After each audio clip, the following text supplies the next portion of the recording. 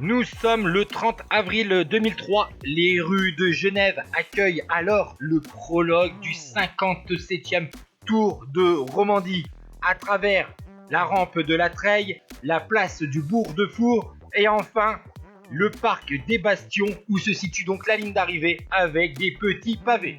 3 km 200 au programme de ce prologue, des températures agréables puisqu'il fait beau, il fait assez chaud, 16 degrés sur les bords du lac Léman.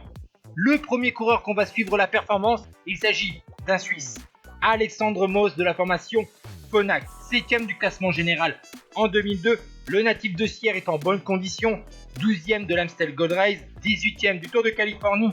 Eh bien, Alexandre Moos va finir 2ème de ce prologue avec un temps de 4 minutes, 25 secondes et 92 centièmes à une vitesse moyenne de 46 km/h, 188. Par la suite, c'est un coureur basque assez costaud, José Alberto Martinez de la formation Euskaltel Euskadi, vainqueur du Critérium International 2002, deuxième du Tour du Pays Basque 2001, et bien avec un temps de 4 minutes, 28 secondes et 59 centièmes, il va réaliser le 5e temps final de ce prologue. Par la suite, c'est un coureur américain, le favori sans doute pour le classement général, vainqueur quelques jours auparavant de Liège-Bastogne-Liège, deuxième du Tour du Pays Basque, 6ème du Critérium International. Tyler Hamilton de la formation CSC va finir 7ème de ce prologue avec un temps de 4 minutes 30 secondes et 78 centièmes. On se concentre maintenant sur un autre Suisse, Laurent Dufaux, vainqueur du Tour de Romandie en 98. Vous avez les images sur la chaîne YouTube.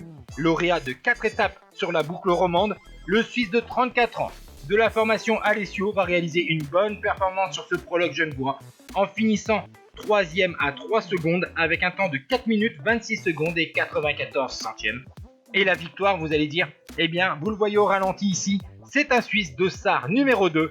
Il s'agit de l'équipier de Dario Frigo, double tenant du titre, Fabian Cancellara. Le jeune coureur suisse de 22 ans, 8ème des 3 jours de la panne, eh bien, réalise avec un temps de 4 minutes 23 secondes et 50 centièmes le meilleur temps et remporte donc ce prologue dans les rues de Genève, un prologue assez technique. Et Fabian Cancellara a montré qu'il était très à l'aise sur un parcours technique et remporte donc ce prologue. A noter la 7ème place d'Alex Zoulet ou encore la 10ème du sprinter Fabio Baldato. Et voici Fabian Cancellara avec son beau maillot jaune de leader du classement général sur ce 57e Tour de Romandie.